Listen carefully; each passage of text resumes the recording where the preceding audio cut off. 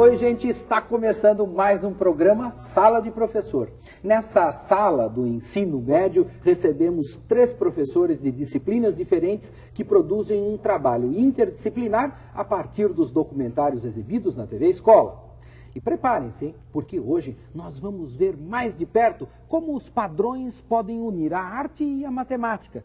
O documentário A Ordem no Caos vai da arte rupestre até o período contemporâneo, revelando informações curiosas e essenciais para as nossas atividades escolares.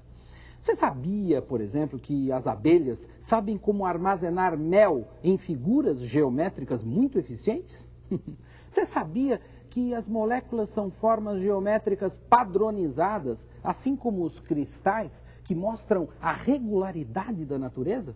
Bom, eu acho que você deveria preparar o videocassete para gravar esse documentário enquanto eu apresento os nossos convidados de hoje, que são a professora Ana Lúcia Calzavara, de arte. Tudo bem, Ana? Tudo ótimo. Seja bem-vinda ao nosso programa, Obrigada. à nossa sala de professor. Você gostou do material? Estou vendo que você trouxe livro para a Chuchu. Eu trouxe bastante livro, eu adorei o vídeo, ele é muito rico.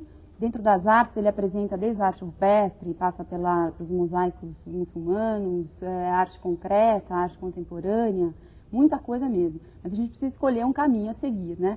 Então eu trouxe vários livros justamente para mostrar que apesar de estar se tratando de padrões, eles são variáveis também. É verdade. Padrões variáveis, assunto para matemática. Por isso que nós trouxemos a professora Cleide Ferraro Castardo. Tudo bem, Cleide? É um prazer. Seja bem-vinda aqui ao nosso programa. Gostou do documentário? Acha que ele tem alguma coisa a ver com matemática? Nossa, só tem, né? Ele é totalmente apropriado para a nossa discussão e abre margem para uma discussão bem rica.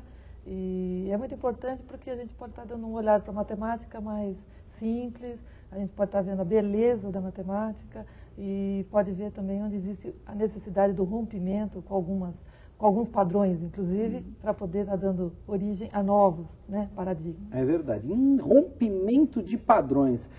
Prato cheio para a antropologia, padrões e não padrões. Por isso mesmo nós trouxemos o professor José Carlos Soares, de antropologia, o famoso Zeca. Tudo bom, Zeca? Tudo bem, Valmir. Seja bem-vindo à nossa sala de professor. Obrigado. Gostou do material? Bastante. Principalmente porque ele nos dá a possibilidade, num trabalho interdisciplinar, de estabelecer as confluências possíveis e às vezes necessárias entre as 3 disciplinas, arte, matemática e antropologia. E o fio condutor dessa interdisciplinaridade é o conceito de padrão. Pois é, padrões, não padrões. Bom, a gente certamente vai aproveitar muitíssimo esse material. Por isso, gravem aí o documentário, porque daqui a pouquinho, bem daqui a pouquinho, nós estamos de volta para caotizar a sua ordem. Ou ordenar o seu caos. Sei lá, vamos ver.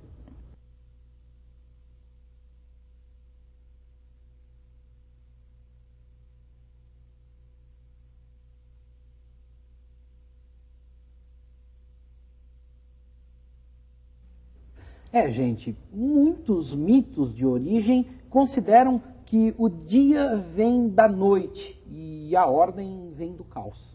Isso quer dizer que nós podemos organizar padrões a partir de coisas desconexas ou aparentemente conexas.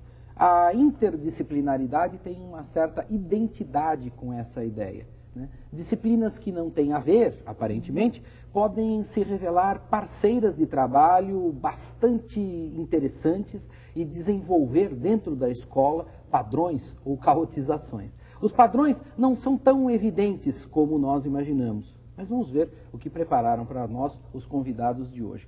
E parece que a arte vai ser uma possível, não a única, mas uma possível porta de abertura para esse trabalho interdisciplinar, né, Ana? Pode sim, Valmir. Eu começo com uma frase que está presente no vídeo do Marcos Benjamin. Ele fala: eu faço arte para salvar-me do meu caos interno, né?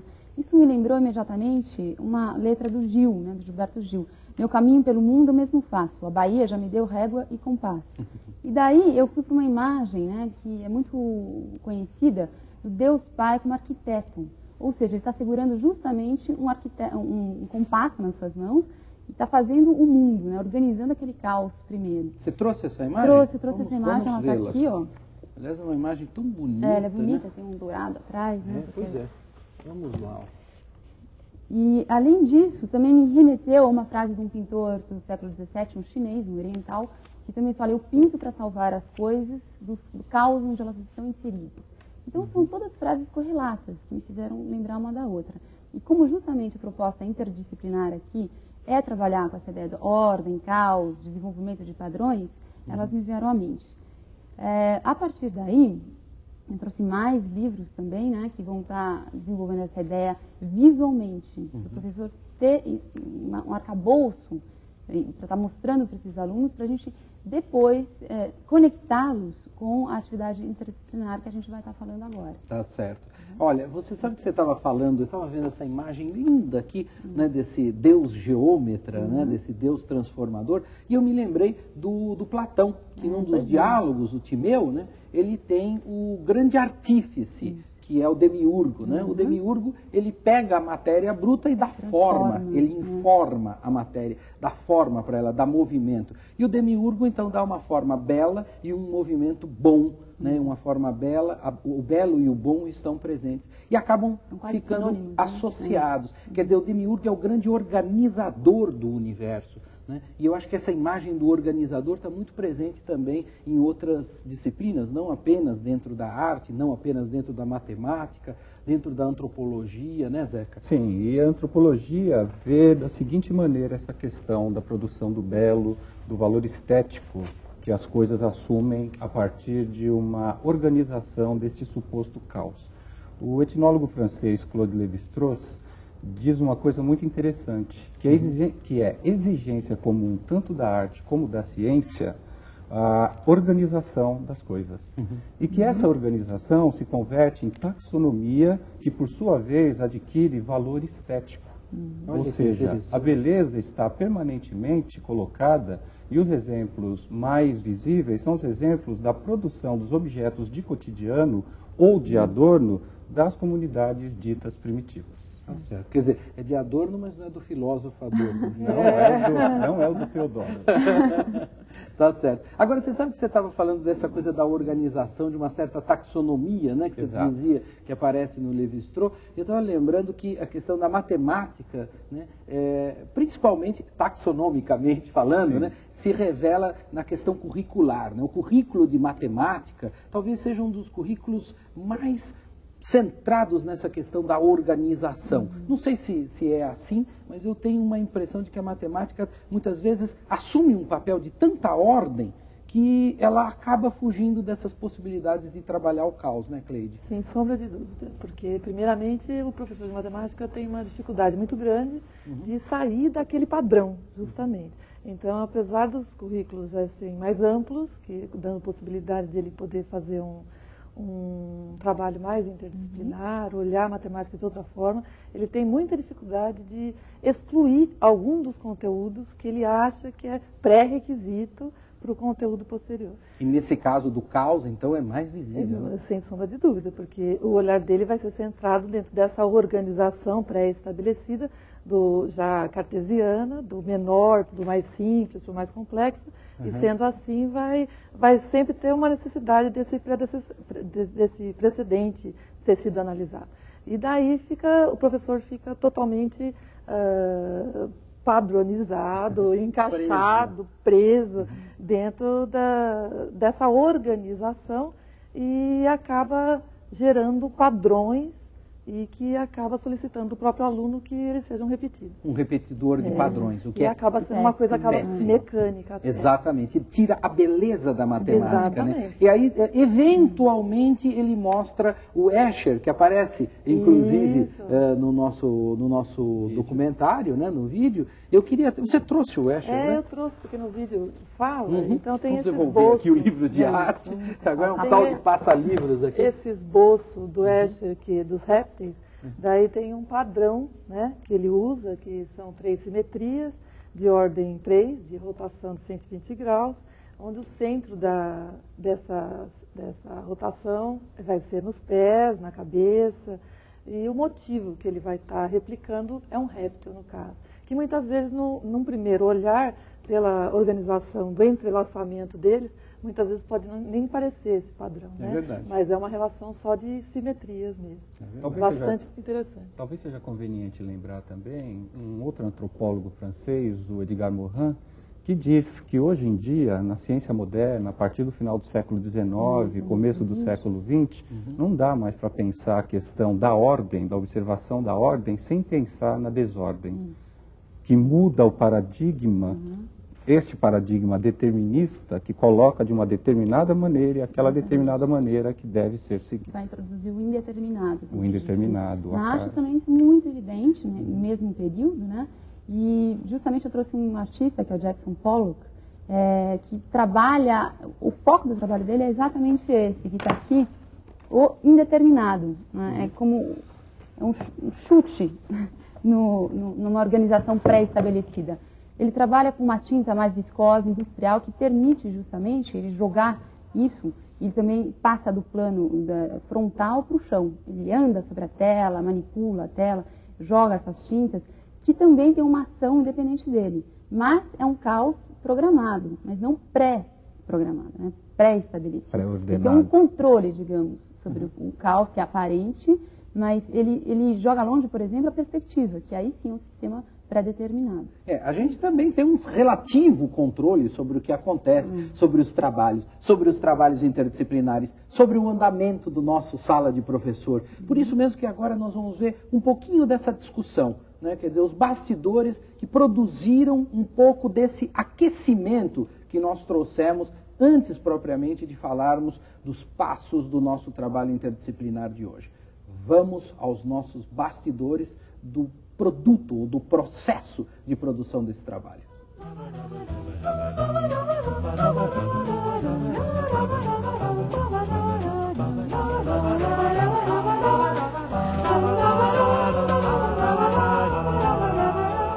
Centrado na ideia de geometria, como isso está.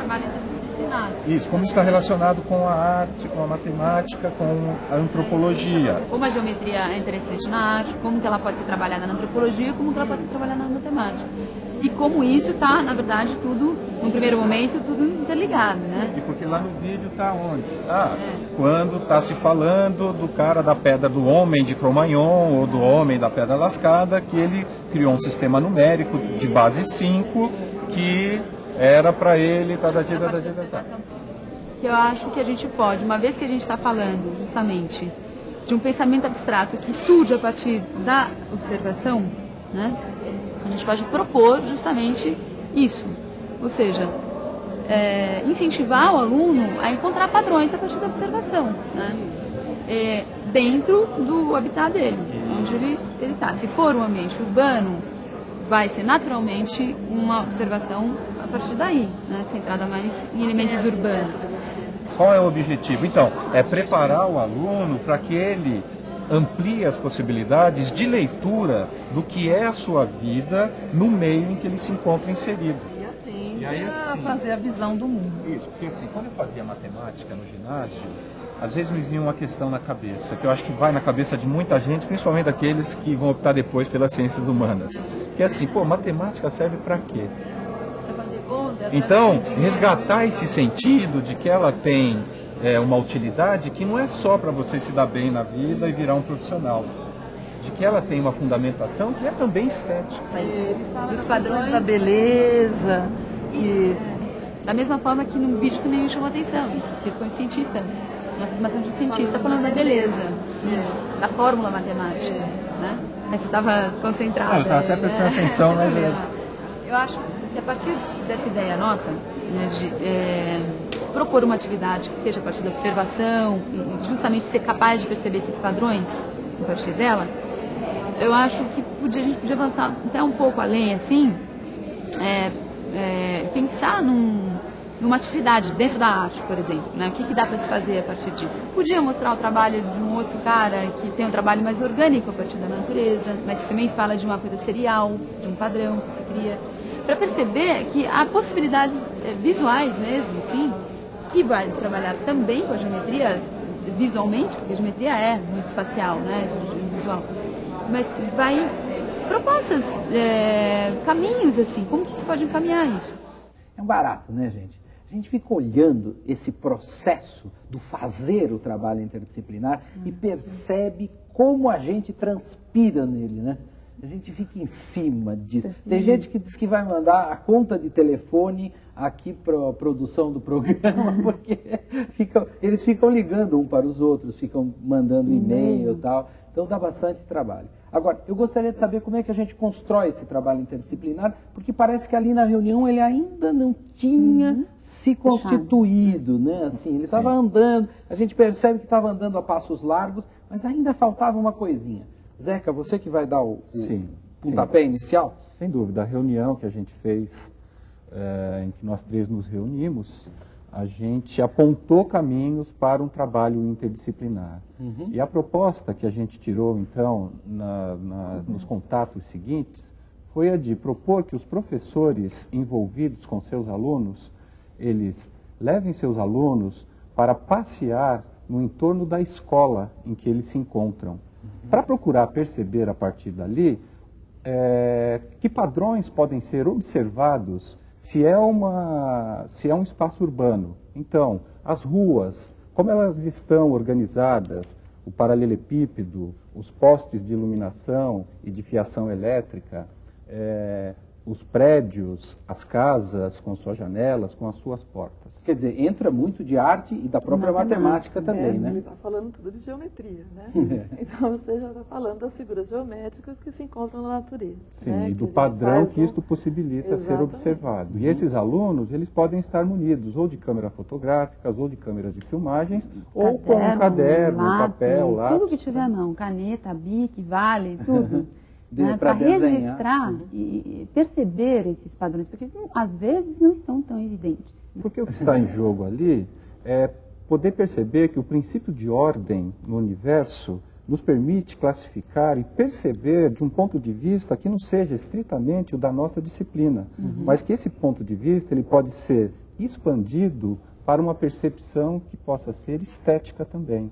Quando for fazer o registro, e se for no papel, esse registro pode ser tanto por escrito, como com uma garatuja, com um pequeno desenho, procurando reproduzir como percebe o padrão. O que é importante é que esses três professores, se possível, estejam juntos, porque aí eles vão dando os toques relativos à sua matéria. Então, nesse caso que o Zeca acabou de falar, o professor de artes pode intervir. Olha aquelas janelas, como elas se repetem, né?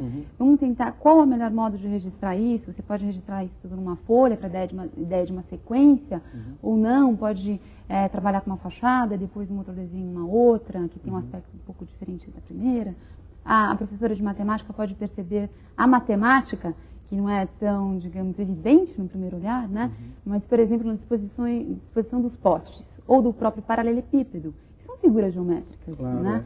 Ou uma geometria mais implícita, por exemplo, numa urbanização, um olhar que não só seja daquele local onde você está inserido, mas você perceber como essas ruas elas estão colocadas uma em relação à outra, pegar a planta, de repente, urbana da cidade, perceber isso junto com o professor de matemática, discutir depois de fazer essa saída, isso. né? Quer dizer, uma coisa que é interessante, né, que pode ser feita pela matemática é fazer isso daí, né? Quer dizer, você faz uma planta, pegar a planta daquela região e ver se os quarteirões são mais quadrados, não são. Programados já, porque depende da cidade, você já tem um plano por detrás, a matemática já interveio, né?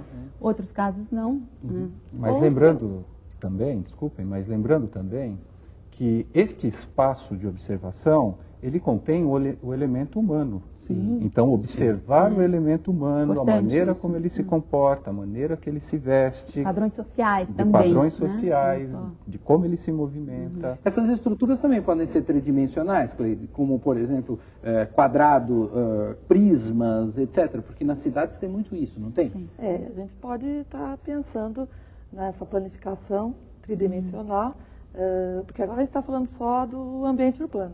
A gente poderia estar pensando também no ambiente rural, no ambiente mais campestre, que você poderia estar observando um cupizeiro. E esse cupizeiro não vai estar dentro desses padrões que nós estamos falando agora, totalmente observáveis. Daí ele vai ter um outro tipo de observação e que mais profundamente você vai encontrar um outro padrão dentro dessa suposta desorganização. Então, daí é que a gente vai estar passando para um outro tipo de geometria, que você vai estar trabalhando com a geometria fractal. Né? Daí a geometria não euclidiana. Quer dizer, e dá para trabalhar no ensino médio com geometria fractal? Ah, sem sombra de dúvida. Você vai ter que ampliar a visão. Você vai trabalhar com a parte de geometria mesmo, né? E você vai ter que ampliar. Você não vai poder continuar com a visão de que todo triângulo, a soma é de 180 graus. Você vai ter que estar mostrando para ele que é bem mais complexo que isso, que se você estiver trabalhando como professor de geografia com um globo, né?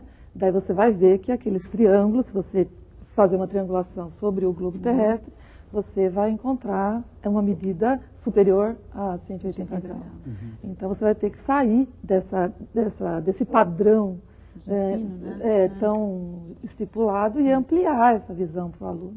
E mostrar que tem outras coisas que, apesar de parecer desorganizadas, elas também têm padrões e podem ser registradas. Então é onde a gente trabalha com a teoria do caos, que seria onde a gente não estaria trabalhando com a linearidade. E tem muitos sites hoje em dia que trazem isso, né? Que tem muitos mesmo. Parte do Escher mesmo, que seria uma transcendência da própria visão, porque apesar dele ser artista e não ser matemático, ele trabalha totalmente com as questões de translação, rotação, né? Trabalha com questões geométricas. Mostra o Weismann também, vamos mostrar, porque eu acho que tem a ver com a fala agora da Cleide, que é totalmente também bastante matemático, né? É uma geometria muito racional. Né? E isso pode estar presente nas cidades também. Muito, porque me lembrou exatamente, porque é tridimensional também. Pode estar, não precisa ser exatamente com ferro, como o Weismann faz, mas pode ser com superfície rígida, papelão, ou então latinha que você abre de óleo e trabalha com ela no tridimensional, né? Isso me lembra até a estrutura de Brasília. É verdade. Que daí você pensa na torre de Niemeyer, moderna, você fica bobo de ver a modernidade nos anos 60 já de uma geometria já entrando. Da mesma época, inclusive. Exatamente. É uma coisa que lembra muito, né? E então você pode perceber essa complexidade, e essa é uma complexidade humana também, né? As complexidades dos grupos, das distribuições, às vezes caóticas, dos grupos sociais dentro de uma cidade, não é mesmo? Isso, com relação a isso, o vídeo, ele mostra a antropóloga apresentando os objetos de uso cotidiano de sociedades primitivas. E ali eles expressam também, em grande medida, o que eles observam na natureza aparentemente caótica. Então, um traçado de um cesto de cestaria indígena, ela expressa o que, em termos de pensamento abstrato, que é super importante para a organização desse caos que tem no mundo, como que esse padrão, como que essa ordem também está colocada em termos de produção humana, que é geométrica. Muito geométrica, né? Nesse caso, muito geométrica. E também acho importante mostrar dois artistas onde essa ideia de ordem ela é colocada de maneira diversa daquilo que a gente estava falando até agora. Uma deles, né, é o Fernando Diniz, que é essa imagem aí. É bonito o título que ele dá, chama Tapete Digital. Legal. Então, é uma coisa artesanal e informática junto, né? A ideia de um padrão que se repete, mas, no entanto, observe que não é um padrão rígido, geométrico, traçado com régua, né? Ele pega o material que ele tem à mão, que é um tapete mesmo, e um guache, e preenche esse espaço, essa superfície com um padrão. Tem diferenças entre uma coisa e outra, assim, não é um padrão único. E tem um outro tapete geométrico aqui também, né? Da matemática aqui, né? Eu me lembrou quando ela estava... Tapete digital. Ela falando, me veio essa questão do Volpe, que aparece também no vídeo, a questão das bandeirinhas, dos triângulos, e esse livro é um livro para criança, mas pode ser muito bem trabalhado. O Volpe dá para trabalhar muito no próprio ensino médio, que aí é um caleidoscópio. No caso. Aqui é caleidoscópio. Olha, pronto. Foi direitinho agora no caleidoscópio. Mesmo Fernando Diniz, e ele trabalha com... Ele gostava muito, ele é um grande curioso, esse artista, e aliás, também, nesse caso, era muito evidente essa fala, ele trabalhava para organizar o caos interior, ele era um interno do hospital psiquiátrico, assim como o Arthur Bispo, que a gente vai mostrar, e ele começa a trabalhar. E um dos focos de interesse dele é a física. E, inclusive, essas mandalas, que ele chama de caos, painel caos mandala, justamente sobre a ideia de uma ordem, mas que caminha para uma desordem, né? Então ele preenche um painel enorme de alguns metros, um trabalho grande, com todas essas mandalas que lembram núcleos também de átomos.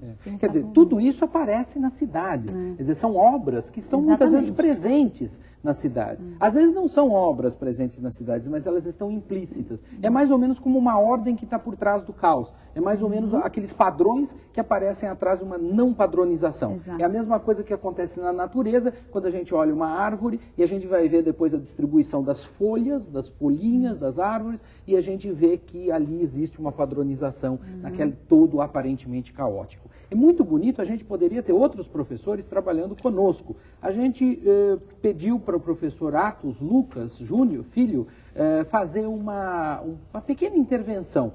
Ele viu o documentário e vejam só o que ele diz. Notem que o professor Atos é professor de educação física.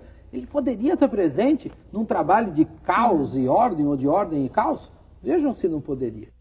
Uma coisa que eu acho interessante e me chama a atenção nesse vídeo é a questão de observar a natureza e perceber o que está na natureza, que é uma função nossa de professores. Por exemplo, quando seus alunos chegam todos e pegam nas bolas, que tal a gente discutir um pouquinho todos os conceitos que estão inseridos no vídeo, como o padrão de movimento, a observação de movimento, que não é estanque. Ele discute a questão da sistematização, que eu acho muito interessante, e ele enfatiza a questão de padrões de beleza e estética, ou seja, do todo se chega ao único, e a questão da beleza proposta pelo movimento. Eu acho que a partir de todos os alunos, por exemplo, baterem uma bola quando todos chegam e você observar o que está ocorrendo, você pode tirar os elementos para a sua aula de uma forma efetivamente organizada. Então você parte do aparente caos para uma produção maior e melhor do produto da sua aula e do rendimento dos seus alunos. Você pensa que professor de educação física não poderia falar de caos e ordem? Olha aí. E poderia interagir com outros professores, né, gente? Sim. Porque o professor de educação física ele está demonstrando uma preocupação, quando avalia o vídeo, em explicitar a importância de se observar o movimento, e ele deve estar pensando no movimento físico dos seus alunos. Sim. E que esse movimento físico implica em beleza também. Eu poderia estar aproveitando, que a gente poderia estar fazendo gráficos também sobre esses movimentos. Seria legal, interessante. É interessante estar registrando, que hoje tem até aparelhos que nos auxiliam nesse sentido, e estar aproveitando e ver a beleza que tem nisso, né? De você poder estar sentindo, vendo a sensibilidade que o professor de matemática deveria estar propiciando, não só para si, como para o seu aluno, para poder estar despertando cada vez mais a criatividade. É verdade. E essa criatividade se transforma muitas vezes em arte. A gente estuda esses padrões, representa esses padrões e transforma isso em arte. Porque a arte não é necessariamente uma coisa ali explícita, como um negócio assim, eu sou um objeto de arte. E por isso que a gente acabou resolvendo não é. parte Isso que a Cleide acabou de falar é excelente para o professor de arte, né? Falar de beleza na matemática, né? Porque o aluno fala, mas como assim, né? Daí um exemplo, né? Que você ia até mostrar para nós. Além daqueles exemplos todos que a gente já mostrou, tem o Bispo do Rosário, né? Que trabalha com materiais completamente inusitados, da ordem do dia a dia. Tem uma ideia de serialização aí, que o programa fala muito, de uma ordem, mas é uma ordem que está à mão dele. Ele vai buscando essa ordem, como a gente acabou de falar, no cotidiano mesmo, né? Certo. E relaciona os objetos mais inusitados. Então, para o professor de arte, não se limitar somente, talvez, uma pintura, pode ir além disso. E tem algum produto final desse trabalho todo? Tem, eu acho que é um produto justamente visual, plástico, que não também necessariamente é bidimensional, pode ser tridimensional, como a gente mostrou aqui, alguns exemplos. A construção com certeza vai depender da matemática, que ela vai possibilitar isso muitas vezes. E vai precisar também da arte, porque claro, sim, o olhar estético, né? Então pode ser um olhar que, a partir desse passeio que foi feito, privilegie mais a antropologia ou a matemática daquilo que foi visto, né? E reaproveitar isso, transformar Seja esse recriado. conhecimento em algo visual. E esse algo visual transformado pode ser objeto de avaliação bimestral, semestral e, quiçá, numa feira de ciências ou numa feira cultural, para que isso possa ser compartilhado com a comunidade também. Tá certo. Então vamos agora ver cada uma dessas etapas, porque esse processo só pode acontecer quando as pessoas voltam para a sala de aula, né? Quer dizer, depois que elas saíram desse... aqui nós falamos até em passeio, mas olha, eu queria que você anotasse uma coisa. Quando nós falamos em passeio, não é assim um passeio, é uma saída de estudo de meio, né? Porque isso é mal interpretado muitas vezes pelas pessoas, principalmente pelas pessoas que não entendem o valor desse trabalho fora da sala de aula. Mas vamos lá, as etapas. Primeira etapa. Acho que falar um pouco, né, da ordem do caos, do padrão nas suas respectivas disciplinas, para preparar para o passeio, para esse estudo do meio. Aí, exibe o vídeo. Exibe o vídeo. Exibiu o vídeo, depois disso, sai para o passeio. Exatamente. Sai para o passeio assim, ao léu. Não sai ao Tudo léu. muito amarrado, de preferência esses professores, claro, já conversaram Saiam muito junto antecipadamente, já sabem o que vão chamar a atenção dos aspectos, etc. E vão estar acompanhando esses alunos para que o trabalho possa realmente se efetivar. E depois, na volta, vão fazer uma exposição com esse trabalho, segundo os vários olhares na matemática, na antropologia e na arte. E vão Ou colocar até em tudo junto. Em outras disciplinas também, muito bem lembrado. Biologia, por exemplo, também seria fantástico. Bom, gente, eu quero agradecer bastante a presença de vocês hoje aqui no nosso Sala de Professor. Bom, gente, o nosso programa está infelizmente terminando. Eu espero que vocês criem bons trabalhos com seus alunos e utilizem cada vez mais os documentários exibidos aqui na TV Escola para as atividades interdisciplinares. Nos encontramos aqui na programação do Canal da Educação. Até mais. Tchau, tchau.